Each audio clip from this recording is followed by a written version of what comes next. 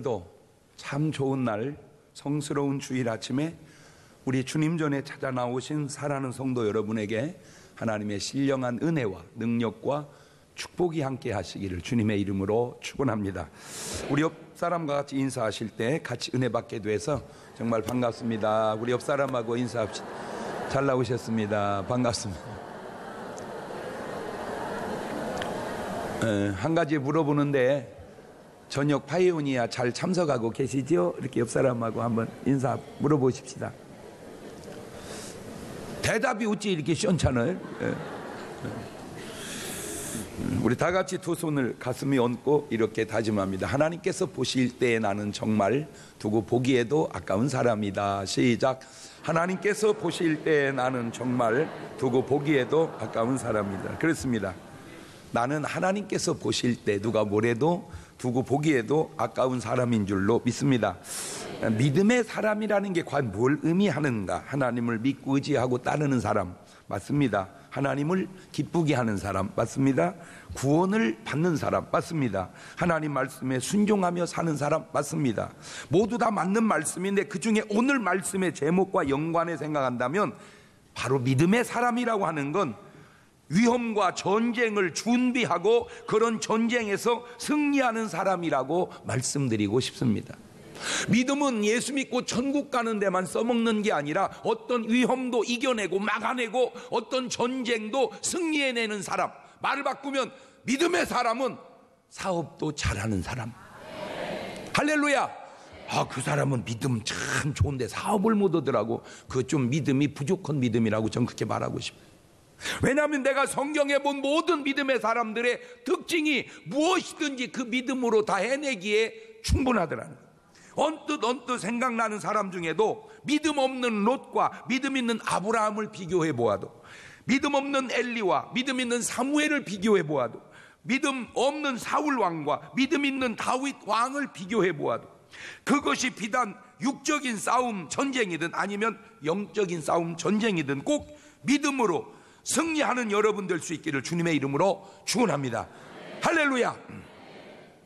인간사라는 게 되돌아보면 싸움의 역사라면 사실 뭐 사람 따라 다르겠지만 부부사도 결국 싸움사 아니요? 부부라는 것도 계속 한번 솔직히 한번 물어볼게. 대답 한번 해주세요. 이제 우리 부부는 이제 싸움은 이제 끝난 것 같다 하는 분 한번 손 들어보세요. 이봐, 지금 어떤 분들은 지금도 싸우고 있다 그 말이잖아. 이게 끝났다는 게 이제 터득을 했다는 의미도 되고 이제 다 포기를 했다는 의미도 되고 역사도 어찌 보면 싸움의 역사, 전쟁의 역사가 아닌가.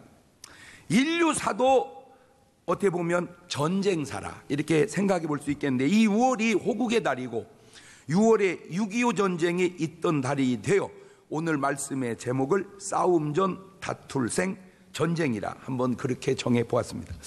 지나온 거울의 역사가 전쟁사이듯 앞으로도 역사 속의 전쟁은 사실 끊임없이 크고 작아서 그렇지 지금도 계속 지구 어느 편에선가는 계속 싸우고 있지 않습니까? 지금도 어딘가는 계속 오늘 또 싸우고 개인적으로도 싸우고 또 국가 간에도 싸우고 부족 간에도 계속 싸우고 있는.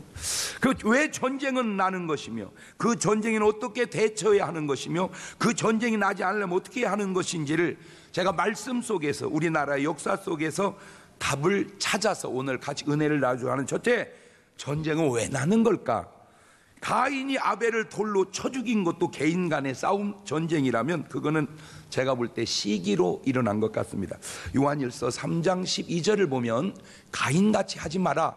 저는 악한 자에게 속하여 그 아우를 죽였으니 어찐 연고로 죽였느냐?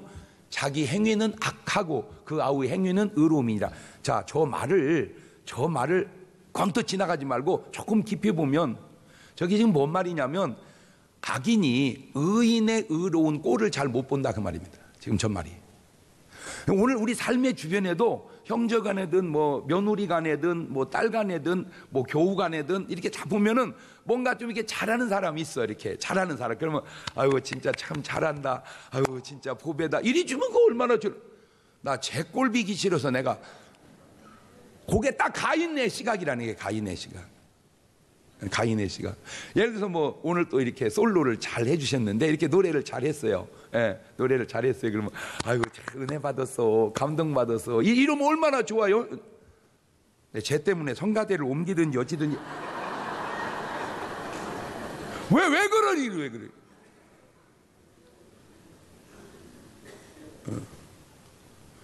그 시기 때문에 그 시기 때문에 묘한 심리적 그 시기가 싸움을 불러일으킨다 그 말. 나 여러분 꼭 부탁드립니다. 그냥 좋은 꼴을 좋게 볼 수 있는 넉넉함 갖고 사시기를 바래요. 예를 들어서 뭐 누가 참 정말 어려운 중에 어떻게 남편이 뭐 돈을 좀 어떻게 해줘서 옷을 한번 사 입었어요. 그 얼마나 참 본인이 흐뭇하고 자랑스럽게 옷 괜찮니? 옷 괜찮아? 아유 우리 신랑이야 진짜 내 30년 만에 처음 얻어 입은 거야. 그러면 아유 진짜 이쁘다. 아유 진짜 이러면 좋으련만. 나 걔 꼴보기 싫어서 이제 안 볼래. 무언 너무 그렇게 꼴보기 싫은 꼴이 많어. 그냥 봐줍시다. 할렐루야. 그냥 넉넉하게 봐줍시다.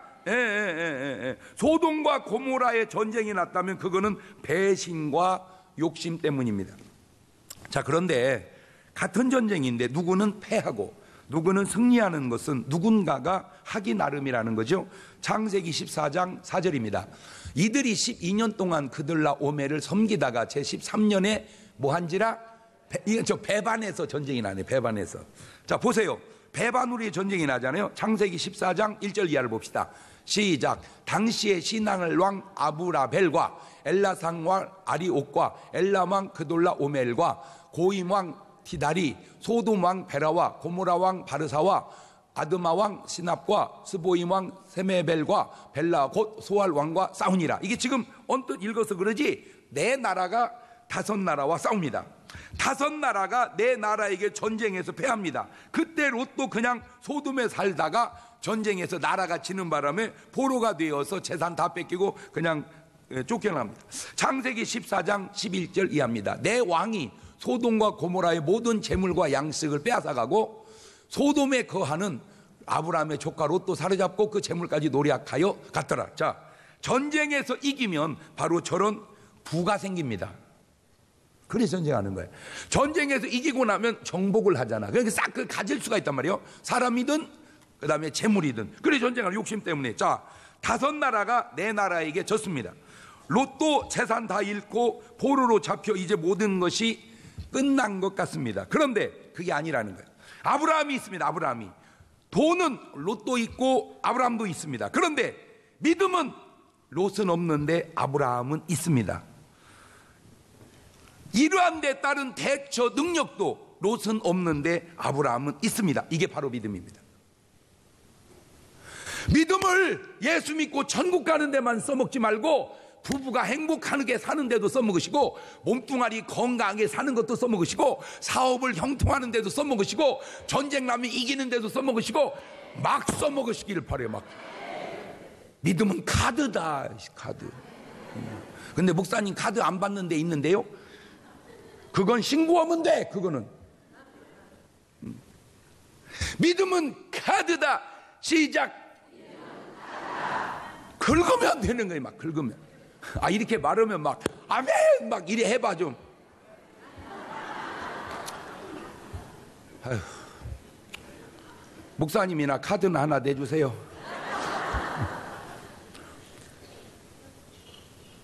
롯은 믿음으로 축복받는 데만 써먹었지 자기 삶을 지키는 데는 못 써먹지만 아브라함은 믿음으로. 근데 사실은 롯은요 뭐 믿음으로 복받은 것도 아닙니다. 그냥 말을 좋게 해서 그러지. 믿음은 그냥 구원받는 데만 쓰는 게 아니. 믿음은 그냥 죄를 이기는 데만 쓰는 게 아니. 믿음은 그냥 귀신 쫓는 데만 쓰는 게 아니. 믿음은 전쟁에서도 승리 있게 하는 데도 사용되어지는 겁니다. 자 보세요. 창세기 14장 14절입니다. 시작. 아브라함이 그 조카에 사로잡혔음을 듣고 집에서 길리고 연습한 자 318인을 거느리고 단까지 쫓아가서 그 가신을 나누어 밤을 타서 그들을 쳐서 파하고 담메색 좌편 호박까지 쫓아가서 모든 빼앗겼던 재물과 자기 조카 롯과 그 재물과 또 부녀와 인민을 싹 찾아왔더래. 이것이 바로 진정한 믿음입니다. 믿음을 너무 편협되이 축소해서 생각하지 마십시오. 믿음은 이와 같이 전쟁에도 꼭 승리를 이끌어내는데 필요한 줄로 믿으시기를 바랍니다. 주여 내게 그 믿음을 주시옵소서. 옳지, 시작. 자, 그러면 두 번째, 전쟁은 어떻게 대처해야 하는 것입니까? 같은 나라가 같은 전쟁을 하는데도 어쩌면 그렇게 차이가 날까? 그것도 같은 하나님을 모시고 살면서. 그러니까 하나님을 모신 나라는 이기고 귀신 섬기는 나라는 지고, 그러면 간단한데 이 하나님 나라는 섬기는 나라도 지고 이기고 한다고요. 사무엘상 4장 2절입니다. 시작. 이스라엘을 대하여 항오를 벌리니라. 그 둘이 싸우다가 이스라엘이 블레셋 사람 앞에서 패하여 그들에게 전쟁에서 죽임을 당한 군사가 4,000명 가량이다. 아유, 진짜 하나님을 섬기는 이스라엘이 우상 섬기는 블레셋한테 전쟁했는데 져 가지고 4,000명 죽었대야. 그것뿐이 아니요, 사무엘상 4장 10절 이하입니다. 블레셋 사람이 쳤더니 이스라엘이 패하여 각기 장막으로 도망하였고 살육이 심히 커서 이스라엘 보병이 엎드려진 자가 3만이었으며 하나님의 궤는 빼앗겼고 엘리의 두 아들 홈니와 비느하스는 죽임을 당하였더라. 이번에는 3만 명 죽었어요. 하나님의 법궤도 빼앗겼어요. 제사장의 두 아들 제사장도 죽었어요. 사무엘상 4장 18절입니다. 하나님의 궤를 말할 때 엘리가 자기 의자에 자빠져 문 곁에서 목이 부러져 죽었으니 나이 많고 비둔한 연고라. 그가 이스라엘 사사가 된 지 40년이었더라. 여러분, 제가 하는 말에 오해는 제발 좀 하지 말고 가까이 이해를 하시기를 바라요. 멀리 오해하지 말고 가까이 이해하자. 옳지, 시작. 엘리 나이 들어가는 모습하고 모세 나이 들어가는 모습이 너무 차이나지 않냐, 그 얘기 하려고 그런 거예요. 모세는 나이가 120세인데도 불구하고 눈이 흐리지 아니하고 기력이 쇠하지 아니했다. 물론 모세는 특별한 분이에요. 나도 알아. 그런데 엘리는 비둔한 연고라 의자에 앉아서 흔들의자에 건들건들 하다가 그냥 꼬꾸라져 죽었다. 물론 뭐 그렇게 죽으나 저렇게 죽으나 하늘나라 가는 데는 지장이 없다고 하기에는 그래도 그 모습이 너무 아름답지 않아. 나는 꼭 부탁드립니다. 여러분, 이렇게 나이 먹어가는 모습도 아름다우시기를 바라요. 이렇게 미모도 아름답고 이게 하는 일도 아름답고 이렇게 좀 이렇게 귀티나게 꼭 입구업구를 떠나서 왜 없어도 깔끔하게 사는 사람이 있고 있어도 지저분하게 사는 사람이 있고요. 에? 이렇게 그냥 나오는 말 들어보면 그 처음 생긴 건 그 시원찮은데 어쩌면 그렇게 참 옥구슬에 쟁반에 옥구슬 구르듯 그냥 그렇게 말 한마디가 그렇게 좀 한 사람이 있고, 어쩌면 그렇게 생긴 건 이쁘게 생긴 것이 나오는 말 들으면 무식이 뚝뚝 떨어지는지. 아니, 내가 동치미 할 때마다 느껴. 내가 말은 안 해서 그러지 속으로 아이고 주여 저 보시면 그 말 한마디가 아름다움만 중요한 게 아니라 그 언어의 아름다움, 할렐루야, 마음의 아름다움, 지적의 아름다움. 아멘. 보병 3만이 죽고 홈니와 비누아스 죽고 엘리 지상 죽었으니 도대체 이유가 무엇일까? 왜 이런 현상이 생겼을까? 범죄 때문입니다. 사무엘상 2장 12절입니다. 엘리 아들들은 불량자라 여호와를 알지 아니하더라.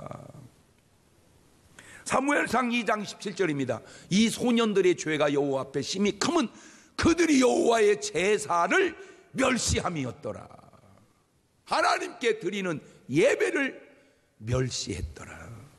사무엘상 2장 25절입니다. 사람이 사람에게 범죄하면 하나님이 판결하시려니와 사람이 여호와께 범죄하면 누가 위하여 간구하겠느냐 하되 그들이 그 아비의 말을 듣지 아니하였으니 이는 여호와 그들을 죽이시기로 뜻하셨음이더라. 사무엘상 3장 13절 이하입니다. 내가 그 집을 영영토록 심판하겠다고 이른 것은 그의 아는 죄악을 인함이니 이는 그가 자기 아들들이 저주를 자청하되 금하지 아니하였음이니라. 그러므로 내가 엘리 집에 대하여 맹세하기를 엘리의 집의 죄악은 재물이나 예물이나 영영이 속함을 얻지 못하리라 하였노라. 이렇게 말하면요, 저 말이 해당이 되면 그냥 은혜 받고 회개하면 되는 걸 꼭 깠다고. 아니, 까긴 뭔 밤이여 까게. 그냥 말씀이 해당이 되면 은혜 받고 회개하면 되는 것을, 할렐루야, 나라는 패했고 제사장들은 다 죽고 하나님의 법궤는 빼앗겼으니 이 또한 모든 것이 끝난 것 같습니다. 그런데 이거 하나 알아두세요. 하나님께서는 끝이 없으시다는 사실을. 사무엘이 등장합니다. 사무엘이 무슨 전략가입니까? 아니 무슨 계백 장군입니까? 아닙니다. 그냥 기도하는 하나님의 평범한 선지자일 뿐입니다. 그가 한 것을 볼래요? 참 간단합니다. 사무엘상 7장 5절 이하입니다. 시작. 사무엘이 가로되 온 이스라엘은 미스바로 모이라. 내가 너희를 위하여 여호와께 기도하리라 하매 그들이 미스바에 모여 물을 길어 여호와 앞에 붓고 그날에 금식하고 거기서 가로되 우리가 여호와께 범죄하였나이다 하니라. 사무엘이 미스바에서 이스라엘 자손을 다스리니라. 딱 한 개 두 가지네요. 금식하며 회개한 겁니다. 아이고, 미스바에 모여서 무슨 막 전쟁 준비를 하고 막 군사 훈련을 하고 한 게 아니고 금식하고 회개하고 기도하는 것뿐입니다. 이 아주 간단한 금식과 회개가 엘리나 홈리나 비느하스는 평생에 한 번 제대로 해보지도 못한 겁니다. 누구에게는 그 쉬운 일이 왜 누구에게는 그토록 어려운 일일까? 누구에게는 그 쉬운 일이 왜 누구에게는 그토록 어려운 일일까? 사무엘상 7장 10절 이하입니다.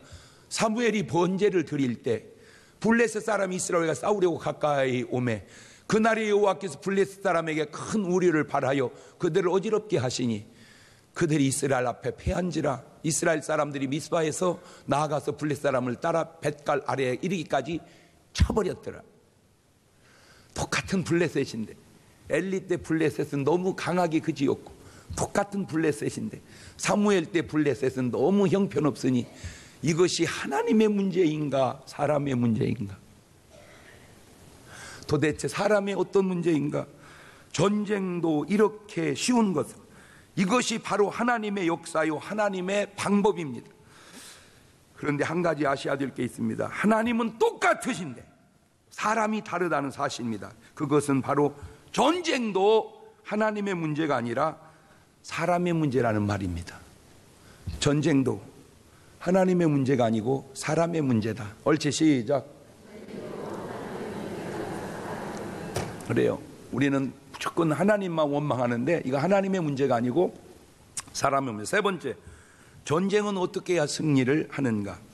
성경에서 전쟁을 가장 많이 한 사람, 그래서 가장 많이 승리한 사람 한 명만 뽑으라면 그건 바로 다윗입니다. 다윗. 전쟁의 명수, 하여튼 전쟁의 도사. 싸우면 이기고 대단합니다. 이 다윗이. 또 똑같은 전쟁입니다. 이스라엘과 블레셋. 사람만 다릅니다. 사울과 다윗. 맨 먼저 다윗은 전쟁을 이렇게 시작합니다. 사무엘상 17장 3절 이하입니다. 블레셋 사람은 이편 산에 섰고 이스라엘은 저편 산에 섰고 사이에는 골짜기가 있더라. 자, 골짜기를 두고 블레셋과 이스라엘의 양편에 서 있습니다. 블레셋 사람의 진에서 싸움을 도두는 자가 왔는데 그 이름은 골리앗이요 가드 사람이라. 그 신장은 6규빗 한 뼘이요. 6규빗 한 뼘 이러면 개념이 잘 안 잡히죠. 2m 90입니다. 제가 180이니까 저보다 110cm가 더 큽니다. 머리에는 노투구를 썼고 몸에는 어린 갑을 입었으니 그 갑옷의 중수가 놋 5,000세겔이며 그 다리에는 놋 경갑을 찼고 어깨 사이에는 놋 단창을 메었으며 그 창 자루는 배틀채 같고 창날은 7,600세겔이며 방패든 자는 앞서 행하더라. 뭐 어떻게 설명이 됐나 모르겠는데 그냥 간단한 설명이 있어요. 우리나라 말로 괴물. 저거는 인간이 아니고 뭐다? 괴물. 그냥 말이 필요 없어. 그냥 저거는 인간이 아니고 괴물이다. 자, 이런 괴물이 그냥 전면전으로 하면 피해가 크게 생기니까 싸움 도두는 자 해가지고 오야봉끼리 나와서 맞짱 떠서 이기면 이기고 지면 지자. 그래, 왜냐하면 지네는 골리앗이라는 카드가 있으니까 그렇게 싸우자는 거예요. 자, 블레셋이 이런 좋은 패를 가졌으니 보세요. 사무엘상 17장 9절입니다. 그가 능히 싸워 나를 죽이면 우리가 너희의 종이 되겠고, 만일 내가 이기어 그를 죽이면 너희가 우리의 종이 되어 우리를 섬길 것이라. 그러니까 두 사람이 붙어서 이기는 나라가 주인이 되고 지는 나라는 종되자, 이겁니다. 이게 대표 한 명으로 모든 싸움을 끝내자는 겁니다. 자, 이제 다윗의 이야기, 그에 반한 다윗의 이야기 한번 들어봅시다. 사무엘상 17장 37절입니다. 시작. 또 가로되 여호와께서 나를 사자의 발톱과 곰의 발톱에서 건져내셨은즉 나를 이 블레셋 사람의 손에서도 건져내시리이다. 사울이 다윗에게 이르되 가라, 여호와께서 너와 함께 계시기를 원하노라. 그러니까 임금님, 하나님께서 나를 사자와 곰 발톱에서도 구했으니 저 골리앗 장군 손에서도 나를 구해 주실 줄로 믿습니다, 이건데 왜 이 믿음이 사울 왕에게 없냐 그 말이요. 잘 들으세요. 왜 다윗에게 있는 이 믿음이 사울 왕에게는 없고 다른 백성이 없냐? 이게 믿음이라는 게 이게 참. 사무엘상 17장 46절입니다. 오늘 여호와께서 너를 내 손에 붙이시리니 내가 너를 쳐서 내 머리를 베고 블레셋 군대의 시체로 오늘날 공중에 세워 땅에 질짐승에 주어 온 땅으로 이스라엘에 하나님이 계신 줄 알게 하겠고, 또 여호와의 구원하심이 이놈아 칼과 창에 있지 아니함을 이 무리로 알게 하리라. 전쟁은 여호와께 속한 것인즉 그가 너희를 우리 손에 붙이시리라. 블레셋 사람이 일어나 다윗에게로 마주 가까이 올 때 다윗이 블레셋 사람에게로 마주 그 항우를 향하여 빨리 달리며 손을 주머니에 넣어 돌을 취하여 물매로 던져 블레셋 사람이 이마를 치매 돌이 그 이마에 박히니 땅에 쭉 뻗어버리니라. 아유, 야, 있기만 해도 안 신나? 그지? 근데 여러분 어떻게 그 신나는 것이 그렇게 안 신난 것처럼 신나세요? 저건 이제 성경을 그냥 문어를 구어로 읽어서 그렇지, 이거를 약간 좀 드라마식으로 이제 각색을 하면 그 어마어마한 놈이 키가 2m 90이니까 이 목소리가 그냥 목소리겠습니까? 그냥 마이크 쓰는 정도 되지 않겠습니까? 나와라! 뭐 이래. 이스라엘의 장수 나와라! 네가 이기면 우리가 너희 종이 되고 내가 이기면 너희가 우리의 종이 되리라. 싸움 도두는 놈은 나와라. 이렇게만 했으면 그래도 좀 겸손한데, 여호와가 누구냐? 이 사람이 꼭 죽을 때 꼭 하는 짓거리 중에 하나가 하나님 이름을 망령될 거는 거. 그러니까 다윗이 원래 다윗은 싸우려고 간 게 아니에요. 그 다윗의 그 전쟁에 형들이 참전해서 형들이, 그러니까 아버지가 안부도 묻고 먹을 거 따주라고 형은 왔다 갔다 하다가 지금 다윗은 이제 구경만 하는, 원래 싸울 마음이 없어 다윗은. 그냥 다윗은 나는 군인도 아니고 또 소년이고 그래요. 근데 양쪽을 보는데 어떻게 팽팽하게 뭐 나가지를 않아요. 근데 이놈이 여호와가 누구냐는 순간 이 안에 그분이 계시잖아요. 이 안에. 그러니까 딴 분들은 그냥 그 말을 듣는데 다윗만 이란 이 간박 예이 하고 그냥 튀어나간 거예요. 그러니까 이제 다윗이 딱 보니까 저 사울 왕이 보니까 안 되겠어. 저놈 너무 크고 얘는 조그만하고. 그러니까 걱정돼서 물은 거예요. 야, 쟤 크고 장군이고 어려서부터 쌍꾼이 넌 소년이고 목동이 되겠냐? 임금님, 제가요 양을 치는 목동인데요, 하나님께서 나를 사자의 발톱에서도 건져주시고 곰의 발톱에 건져주고 블레셋 장수한테 건져줄 거예요. 그래갖고 이제 갑옷을 입혀보니까 안 되고 옷이 너무 커가지고 막 도포자루처럼 그냥 철렁 그냥 싹 벗고 이제 나가는 거야. 그러니까 사울이 왜 걱정이 안 되겠어요? 사울이 아무리 참 자기 백성인데. 그러니까 또 이제 그런 얘기는 성경이 없어. 이제 그런 얘기는. 그래가지고 이제 제가 이제 거기에 신방을 가가지고 알아낸 거예요, 내가. 야, 저 근데 되겠냐? 내 마음이 안 놓여서 그런다. 그러니까 다윗이 임금님 걱정하지 마세요. 저건 커서요 아무렇게나 던져도 맞아요, 저런 놈은. 갖고 이제 딱 하니까 블랙 골리앗이 딱 보니까 왜 꼬맹이가 싸운다고 나오니까 얼마나 같잖여. 이스라엘은 장수가 없어 꼬맹이가 나오냐. 근데요 제가 제 인간사를 역사 속에서 지나가면서 얻은 게 뭐냐면, 여러분, 장점이 장점이고 단점이 장점이고 장점이 단점이고 단점이 단점이라고 네 박자로 장점이 있고 좋은 게 아닙니다. 이놈이 어마어마한 사람이 나왔으면 골리앗이 경계를 단단히 했을 거예요. 근데 언체 시원찮은 놈이 오니까 경계를 푸는 결정적 요인이 투구를 벗었어요. 이놈이 투구를 벗은 거야. 그 어마어마한 투구를. 왜 투구를 벗은 걸 아냐면 돌이 이마에 박혔잖아. 그러니까 투구 썼으면 안 박혔지. 그러니까 이게요, 허점이 생긴 거야. 이놈을 보고 이것이 무엇이냐 어느 순간 휙휙휙휙휙 돌리다가 휙휙휙 돌리다가 확. 다윗이 잘 던져서 이겼다. 에이, 잘 던져서 이긴 게 아니라 하나님이 역사하셔서 이긴 거야. 지금까지 돌이 아무리 잘 던져봐야 그냥 뭐 아야 그 정도지, 아야 그 정도. 근데 이게 박혀버렸다. 여러분, 이 해골도 단단합니다. 이 해골이 굉장히 단단한 거예요. 근데 여기 박힐 정도 되면 돌이 날라온 게 아니라 미사일이 날라온 거예요. 다윗이 돌을 획 던질 때 하나님이 바람을 휙 풀어버린 거예요. 내가 볼 때는 그래. 내가 볼 때는. 그러니까 내 말이 틀리면 너는 네 말을 하면 돼. 나를 뭐라고 할 거고. 돌이 날라온 게 아니라 미사일이 날라와서 한 방에 끝나버린 거야. 큰 대자로 쭉 뻗으니까 자기는 칼도 없잖아. 가서 골리앗 칼을 빼서 목을 잘라버립니다. 문제는 돌로 칼을 이겼다는 거예요. 돌로 칼을 이겼다. 문제는 이 용기가 지금 사람의 용기냐, 이게 이 용기가. 다시 말씀드리면 사무엘상 17장 47절입니다. 또 여호와의 구원하심이 이놈아 칼과 창에 있지 아니함을 이 무리로 내가 알게 하리라. 전쟁은 여호와께 속한 것인즉 그가 너희를 우리의 손에 붙이리시리라. 까불지 마라 이 자식아. 저는 이날까지 살아오면서 개인적으로 싸워본 기억이 거의 없습니다. 첫째 이유는 원체 착했기 때문입니다. 왜 또 안 믿는 것처럼 웃어? 나 진짜 착했어요. 두 번째 이유, 착하기만 하면 안 싸우냐? 그렇지 않습니다. 두 번째 이유는 제 키가 180쯤 됐기 때문입니다. 내가 만약에 키가 165였다면 얼마나 많은 사람이 나를 깜보고 건드렸을까요? 내가 안 맞으려고 지금 태권도 7단은 됐을 겁니다. 그놈들 두드려 패려고. 근데 굳이 그렇게 안 해도 되는 건 누가 안 건드리니까 그래. 예? 누구도 쉽게 건들 수 없는 키. 개인사가 그렇듯 나라사도 그렇지 않겠는.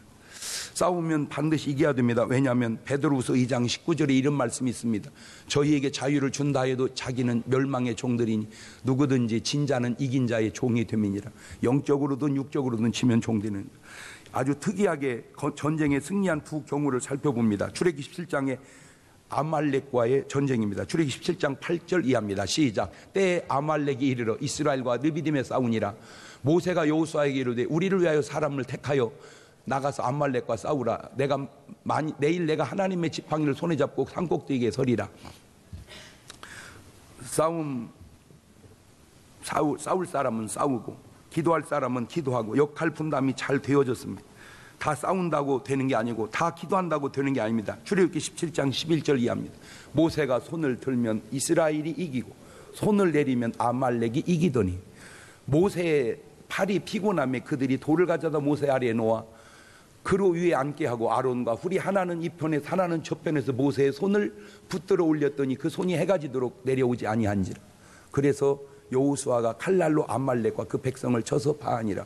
기도하는 모세와 싸우는 여호수아와 그 손을 붙드는 아론과 훌의 작품이 이루어져서 저 역사를 이뤄낸 것처럼 그것이 가정이 됐건 교회가 됐건 나라가 됐건 기도하는 사람과 보조하는 사람과 싸우는 사람이 혼연일체가 돼야 참된 승리가 일어날 줄로 믿습니다. 저는 제 개인적 생각이 우리 대한민국 항상 위험한 나라니까 저 개인적인 생각입니다. 여자들 중에 자원하는 사람은 군대를 한 달 정도는 군 생활을 하게 해주면 좋을 것 같아요. 의무가 아니고 자원하면 나 군대 가겠습니다. 그러면 한 달 정도 군 생활을 해서 적어도 총은 다룰 줄 알고. 왜냐하면 이 여자들을 잘 활용하면 너무너무 좋은 게 역사 속에 여자들이 위대한 여자들 많아요. 그 행주치마에 돌을 날려준 여자도 위대하지만 논개 봐. 반지 10개 끼고 그 외장을 죽이. 그 누가 죽이겠습니까? 여자나 허냐 죽이지. 응? 그런 훌륭한 여자 때문에 나라 역사. 그래서 여자들을 뭘로 키우냐면 저격수로 키우는 거예요. 근데 그걸 어디서 힌트를 얻었냐? 암살이라는 영화에서 힌트를 얻었어요. 그러니까 전부 여자들은 군대 가서 저격수를 해서 일선에 내보내지 말고 전부 아파트 창문 열고 전부. 아니요. 그 굉장히 중요한 겁니다. 이 저격수가. 우리나라 저격수 10,000명만 키워놔 보세요. 저격수가 쏘는 총은요, 그냥 뒷다 눈 감고 드드드드 그거요, 영화 봐봐. 맨날 총만 쏘지 맞지도 아니에요. 그거는 눈 감고 드드드드드드 총알만 아까워 그거.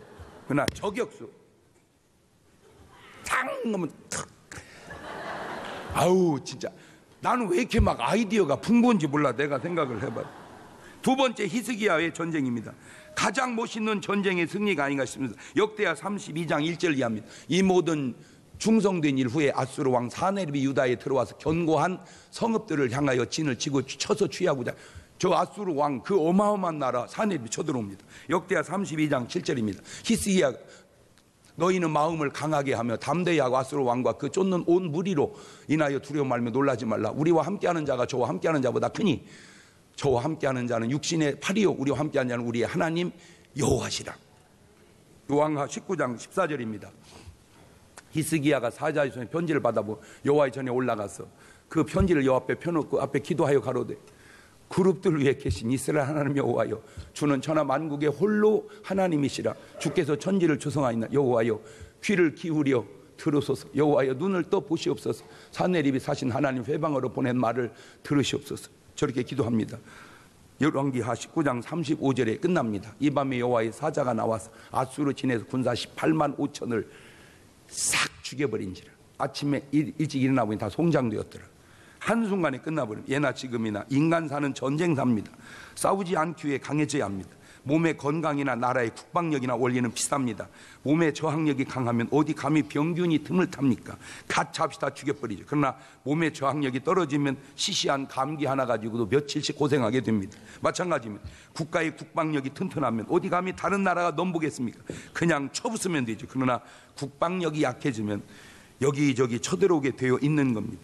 이것은 경제도 마찬가지고 인간관계도 마찬가지입니다. 돈 있어 보세요. 사람들이 다 따르고 빌려주고 갖다 쓰라고 그럽니다. 돈 떨어진 걸 알아보세요. 있는 돈도 갚으라고 그럽니다. 똑같은 인간관계도 유비무환하듯 하나님은 이렇게 권면하십니다. 베드로전서 5장 7절 이하에 너희 염려를 다 주께 맡겨버리라. 이는 저가 너희를 권고하심이니라. 근신하라 깨어라. 너희 대적 마귀가 우는 사가주들한 산길자를 찾나니 너희는 믿음을 굳게 하여 저를 대적하라. 이는 세상의 너희 형제들도 동일한 고난 당한 줄 알미니라.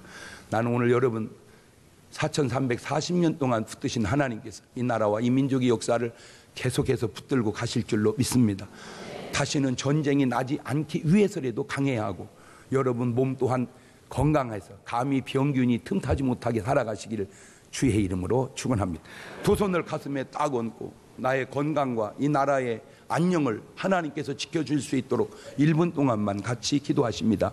감사하시고 거룩하신 하나님, 4340년 동안 931번의 전쟁을 치르면서도 이 민족을 붙들어 계시니 감사합니다.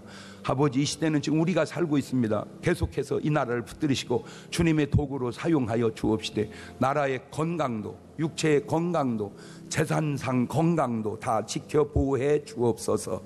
지금은 우리 주 예수 그리스도의 은혜와 아버지 하나님 무한하신 사랑과 성령님 교통하심, 사랑하는 성도들 머리 위에 이제로부터 영원토록 함께 하시기를 간절히 축원하옵나이다. 아멘.